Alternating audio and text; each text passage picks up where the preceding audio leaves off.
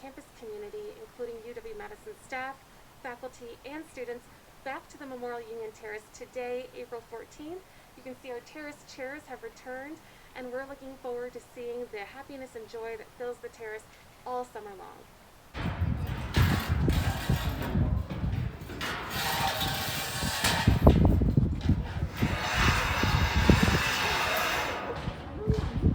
Last year, we opened the Memorial Union Terrace to a reservations-only system.